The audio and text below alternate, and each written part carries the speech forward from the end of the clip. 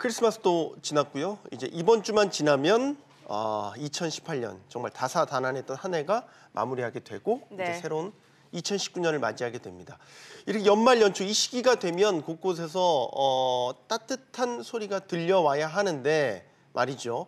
현실은 그렇지 않은 것 같습니다. 점점 이 따뜻한 소리들 줄어들고 있는 것 같습니다. 네, 뭐 따뜻한 연말을 위해서 예전에는 그 크리스마스 씨를 산다거나 아니면은 또 기부하거나 아니면 또 모금함에 돈을 넣기도 하고 이런 모습들이 굉장히 많았는데 네. 요즘에 연말 트렌드가 많이 바뀌고 있는 것 같습니다. 왜 이렇게 연말 분위기가 달라졌을까요? 알아보도록 하겠습니다. 김원식 문화평론가입니다. 어서 오세요. 네, 안녕하십니까. 항상 이 시기가 되면 글쎄요. 저만 느끼는 건 아닌 것 같아요. 매해 갈수록 크리스마스나 연말 분위기는 점점 나지 않는 것 그렇습니다. 같아요. 사회 분위기가 이렇게 돼가는 건가 싶기도 하고요. 그래서 이제 경제적 요인하고 이제 문화적 요인이 있다고 볼 수가 있겠죠. 네. 그래서 몇 년 전부터 뭐 경제적 요인 때문에 뭐 같이 이렇게 식사를 한다든지 또 행사에 참여하는 거 줄어든 건 분명히 있고요. 또 그렇지만 무엇보다 문화적으로 예전과는 좀 많이 달라진 점이 있습니다. 예를 들면 예전에는 이제 가족끼리 같이 한다는 것도 있지만 요즘에는 뭐 친구끼리 한다든지 네. 또 이 기부 문화 같은 경우에도 기존에 물리적인 헌금으로 하는 것도 있지만 또 다른 방식으로 또 기부하는 형태도 있기 때문에 그런 점에서 보이는 것과 보이지 않는 것이 좀 약간 다르다 이렇게 볼 수 있겠습니다. 네.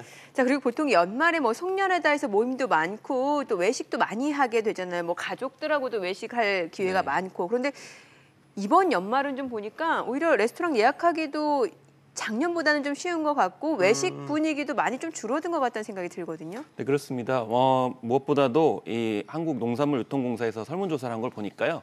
외식 빈도수가 1회 정도 줄어들었어요. 그리고 외식 비용도 10,000원 정도 줄어들었거든요. 네. 그만큼 줄어든다는 것을 볼 수 있겠고요. 또 외식산업 전망지수 같은 경우에도 지난 해부터 계속 줄어들고 있는 그런 상황이고요. 네. 또 한국경제연구원에 따르면은 무엇보다도 이제 국민 10명 중 6명이 살림살이가 나빠졌다 이렇게 응답을 했어요. 네. 여기에다가 내년에는 좀 더 나빠지겠다고 하는 분들이 7명이었기 때문에 아무래도 연말의 분위기는 내년에 대한 어떤 기대감 때문에 좀 소비를 많이 하시는 경향이 있는데 그런 점에서 미래에 대한 전망의 불확실성도 여기에 이제 감소에 이제 기여를 하고 있다 이렇게 볼 수가 있겠습니다. 그리고 무엇보다도 이 소비자원에 따르면 이 기본적으로 이 외식 비용들이 이제 증가를 하고 있다는 네. 거죠. 네. 그래서 한 4% 정도 이렇게 증가를 하고 있기 때문에 그런 면에서 외식 비용의 증가도 이런 같이 이 연말을 즐기는 분위기에 좀 이제 차가운 어떤 기운을 불어넣고 있다 볼 수 있는 거죠. 네. 그래서 요즘에는 홈파티 많이들 하시는 것 같아요. 그렇습니다. 홈파티는 이제 홈이라고 하니까 반드시 집에서 하는 것으로 생각할 수 있지만요. 반드시 그런 건 아니고요. 뭐 호텔이라든지 레지던스 같은 그런 숙박시설에서 가족끼리 하기도 하고 뭐 친구끼리 하기도 하는 것을 이제 말합니다. 네. 그건 결국은 이제 경제적인 요인도 있지만 문화적으로 좀 바뀌었다 이렇게 볼 수가 있는 것이고요. 특히 가성비를 생각을 해서 이 홈파티용 이제 먹을거리들이 많이 또 각광을 받고 있고 관련 기업의 매출액도 증가를 하고 있다 이렇게 볼 수가 있겠습니다. 예전 연말 보면 전 이제 부모님 손 잡고 옛날에는 저기 갈비 먹으러 갔던 갈비. 기억이 났고 이제 좀 지나서는 예를 들어서 이제 패밀리 레스토랑이 또 한때 유행 그렇죠. 막 유행했죠. 그래서 패밀리 레스토랑 가는 막 그런 설레임도 네, 그렇습니다. 가졌던 기억이 나고 이젠 또 그것도 아닌 것 같고 네, 홈파티 그렇습니다. 얘기를 하시니까 생각이 나네요. 이제 뭐 패밀리 레스토랑 같은 경우는 이제 뭐 빕스라든지 베니거스라든지 TGIF 뭐 네. 이런 것을 말하죠. 맞아요. 네. 예. 그런데 지금 최근 경기뿐만이 아니고 이 문화 트렌드가 바뀌어서 이 패밀리 레스토랑이 많이 줄어들고 있습니다. 그래서 이 베니거스 같은 경우는 아예 한국에서 철수를 했고요. 그래요. 또 15개 정도에서 한 30개 정도 이렇게 줄어드는 것을 볼 수가 이제 있겠어요. 그래서 많이 줄어들고 있기 때문에 그럼 왜 저렇게 패밀리 레스토랑이 줄어드는가라고 이제 살펴볼 수가 있겠는데 일단 저 패밀리 레스토랑 같은 경우는 기름진 음식이 많은 경우도 있고요. 많이 먹어요. 칼로리를 저기 일단 들어가게 되면. 맞아요. 또 이제 가족끼리 패밀리 레스토랑을 들어가는 것에 대해서 변화가 있는 거죠.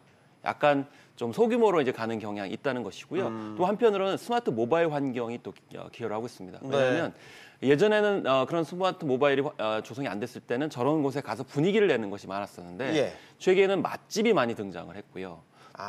네, 그래서 실시간으로 네네네. 이제 맛집 탐방도 많기 때문에 예. 이런 점도 있고 또 요즘에는 저런 획일적인 패밀리 레스토랑보다는 개성 있는 곳에 가서 자신들만의 그런 연말들을 보내려고 하는 문화적 트렌드도 이제 바뀌었기 때문에 그러면서 고전을 하고 있지 않나 싶고요. 또 간편식 시장이 많이 바뀌었고 아까 말씀하신 것처럼 집에서 간편식으로 즐겁게 홈파티를 하는 그런 경향도 결국에는 패밀리 레스토랑이 철수하게 되는 혹은 줄어드는 요인이 되고 있습니다. 네. 그리고 요즘엔 좀 팍팍해졌다라고 느껴지는 게 연말에 또 지인들끼리 선물 주고받는 거 많았잖아요. 근데 요즘에는 오히려 셀프 기프팅이라고 하더라고요. 그렇습니다. 셀프 기프팅은 그야말로 나 자신에게 선물을 주는 행위를 뜻하죠. 네. 그래서 크리스마스가 지나고 연말 그러니까 새해 오기 전에 많이 하신다고 그래요. 그래서 한 설문조사를 보니까 한 60% 가까이 되시는 분들이 나한테 선물을 준 적이 있다. 네. 그러니까 한 해 동안 나 정말 열심히 일했는데 누구한테 기대하지 않고 나 스스로 선물을 주는 것이죠. 그래서 선물이라는 것은 그동안에는 누군가한테 받거나 주는 것인데 자기 스스로한테 준다는 것을 볼 수가 있겠고요. 특히 구매 행태도 약간 다른데요. 다른 사람한테 주는 선물을 구매할 때는 오프라인 공간, 물리적 공간에서 꼼꼼히 따져본다고 합니다. 그런데 자신에게 주는 선물 같은 경우는 온라인 쇼핑몰을 통해서 네. 구매를 한다고 하니까 이것도 이 선물 주는 행태가 좀 바뀐 것을 볼 수가 있겠습니다. 네, 이 부분은 좀 생각해봐야 될 것 같아요. 뭐 많이 바뀌는 거는 어쩔 수 없다고 하지만 불우한 이웃을 돕는 기부. 예전에 이제 구세군으로 대표되는 건데 종소리 울리면서 불우한 이웃을 도웁시다 하면 뭐 주머니 있는 돈 그렇습니다. 넣어서 이제 많이 줄었다고 하대요. 보니까. 네. 그래서 지난해 통계청 자료를 보게 되면은 한 26.4% 정도 이렇게 되었어요. 그래서 2011년 이후에 가장 적다고 합니다. 아마 올해도 더 적을 것으로 이렇게 전망이 되고 있고 실제로 그렇습니다. 그럼 그 이유가 뭐냐라고 했을 때는 좀 여러 가지 요인이 있는데요. 네. 무엇보다도 불신을 이제 불러일으켰다는 겁니다. 예를 들면 이영학 어금니 아빠 사건이라든지 네. 새희망 씨앗 같은 경우는 뭐 127억 원 유용을 했다든지 예. 또 공동모금회 같은 경우는 3,300만 원을 또 유흥비로 이렇게 탕진했다는 그런 소식도 있었고 또 구세군 같은 경우에는 또 건물을 모금해 가지고 사용한 것 아니냐 이런 논란이 있었죠. 물론 구세군에서는 아니라고 이제 분명히 밝혔는데요. 이런 불신의 어떤 문제가 있고 무엇보다 제일 문제가 깜깜이 기부예요. 깜깜이 기부. 네, 그래서 기부한 내용이 어떻게 쓰이는지를 그렇죠. 모르기 정확히는 때문에 모르죠. 네. 이 약간 불미스러운 사건이 터질 때마다 그걸 모르니까 하고 싶지 않다 뭐 이런 생각이 드는 거죠. 그런데 무엇보다도 이제 일부 시민들이 그런 말씀을 하십니다. 이 후원금 내역을 이게 자세하게 고지를 받으니까 오히려 더 뿌듯하고 더 하고 싶은 생각이 들고 또 관련 단체들도 누군가 감시하는 눈이 있으니까 더 긴장하면서도 열심히 하게 됐다는 이제 선순환이 있기 때문에 네. 그런 점을 좀 생각을 해야 되겠죠. 네. 자, 그리고 요즘 집으로 날라오는 지로용지, 뭐 세금이라고 생각하고 납부하시는 분들이 많은데 이게 보니까 적십자에서 발송되는 적십자 회비라고 하는데 이거는 꼭 내야 되는 겁니까? 안 내도 됩니다.